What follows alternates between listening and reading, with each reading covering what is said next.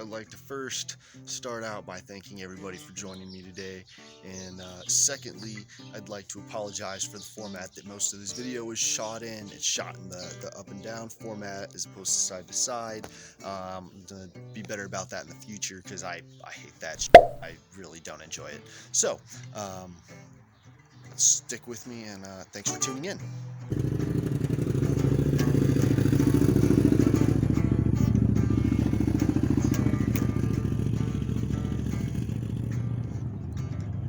How's it going, everybody? Austin here. We're going to be changing out the clock spring in a 2004 Toyota Corolla today. I've already disconnected both of the battery terminals for about 10 minutes at this point, just to let any charge in the system die out, and we're going to get to it now. The first thing you're going to need to start this job is a T30 Torx head. You have 2 screws, one right there, one on the other side, and they don't come all the way out, so they'll just kind of hang in on the plastic once you get them unscrewed.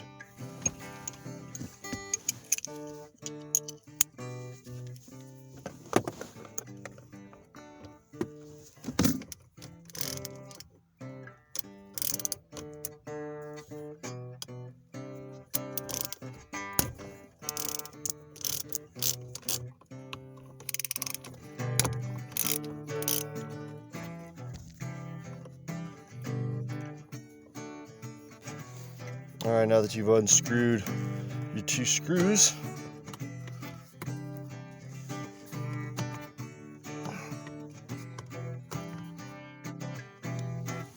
alright, so mine are not threaded through the plastic and they're actually stuck in there even though they're loose, so I'm having to pull them out. There you go. Alright, now that you've got your 2 screws out, you should just pull right off. And then there's a connection right here. Come on. There we go. Now we're just gonna pop these yellow tabs up.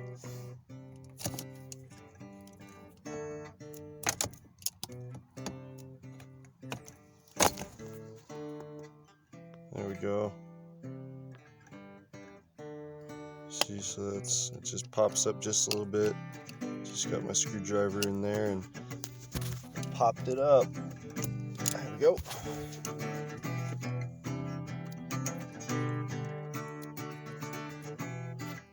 Those.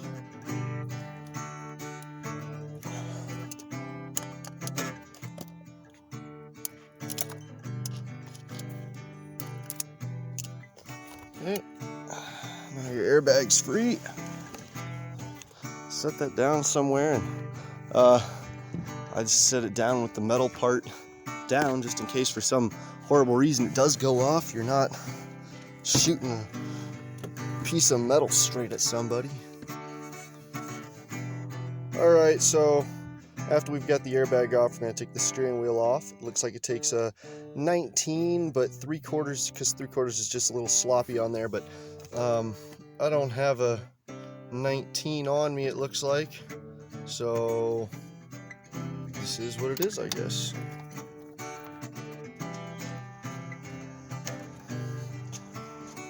Alright, well, it's time to pull out the 6-foot cheater bar again, because it's just too tight and I don't want to fight it.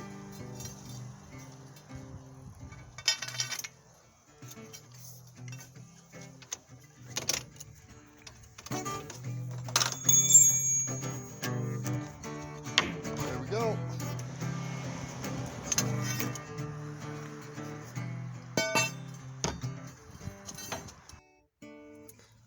Alright, now that you've broke this loose, go ahead and unscrew it. Don't take it all the way off. Leave it on there so the steering wheel doesn't pop off while you're trying to work it off. I just got mine unattached because it took me a little while to do. It was really stuck on there, but basically just you want to wrench on one side and then the other side and then one side, and then you'll see it loosen up and it'll start wobbling, and then you can go ahead and pop it off. So there's that. And then let's see here. Disconnect this one.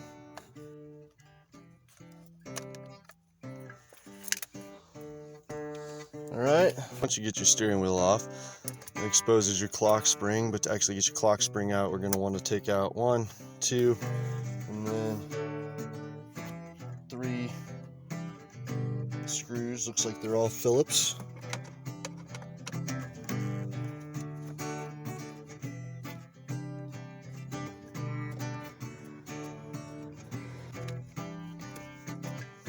And, oh, there we go.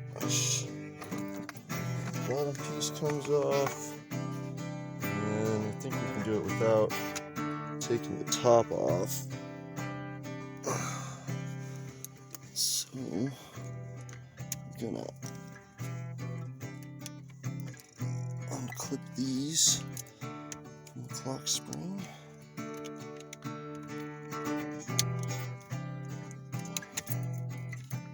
Boom, boom, and then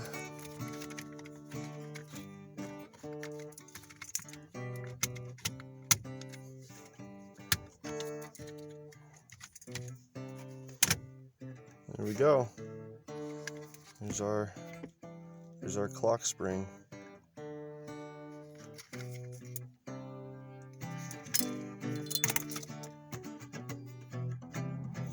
All right, here's our new clock spring.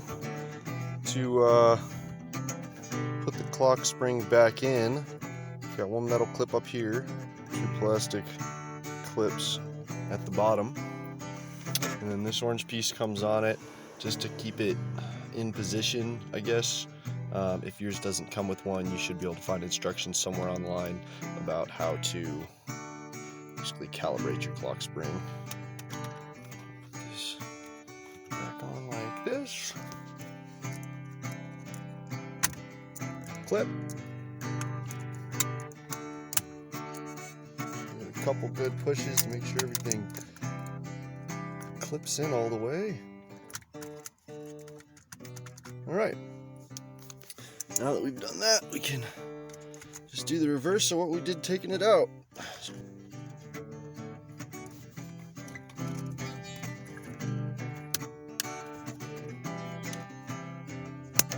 There we go.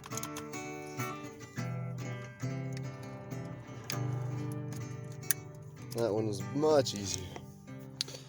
Alright, now that we've got our clock spring on, we can go ahead and reconnect.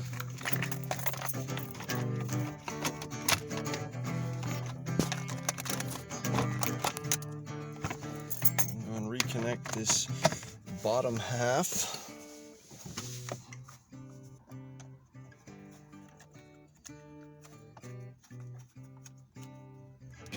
When you're screwing anything together, don't tighten them as tight as you want them until you get all of them in there.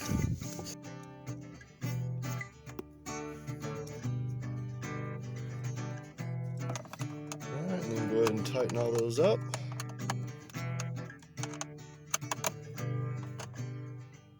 Now that we've got this whole assembly put back together, we can go ahead and put our steering wheel back on. I have to feed these through.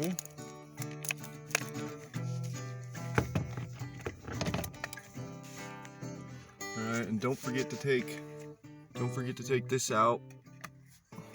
Just make sure not to move the clock spring. Once you get your steering wheel back on, make sure that it's as even as you had it before, and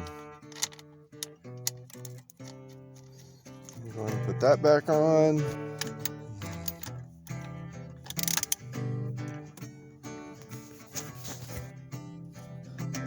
Tight steering wheel back on.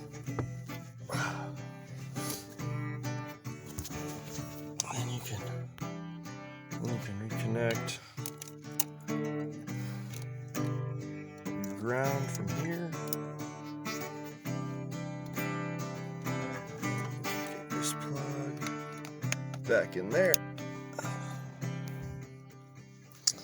And now it's time to put this bad boy back on, so you'll just reconnect these. I mean, they're kind of dummy proof, black to black, orange to orange.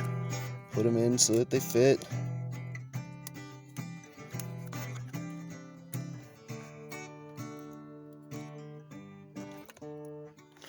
Oh, there we go. Alright, so these little clips are down right now, so I gotta pop those up with a little screwdriver just on one of the two sides here or here. Okay, and once you get those clips pulled up, you see it's not much, but just enough.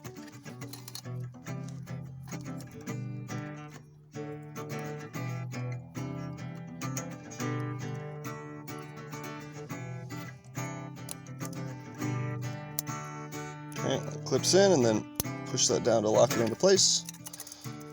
Same thing, make sure that little tab's up. There you go, put that on there. Click, click. All right.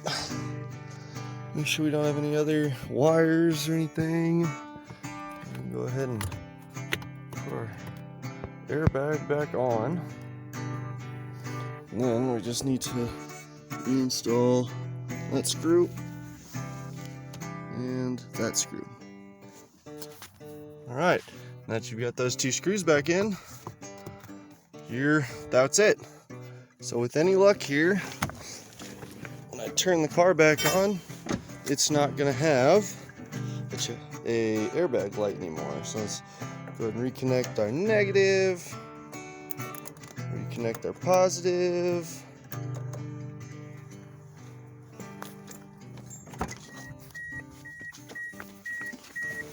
Alright. Alright, and moment of truth.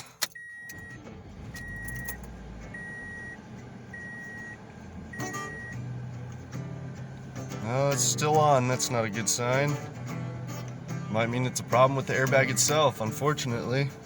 It said the clock spring was the issue. Well, dang it.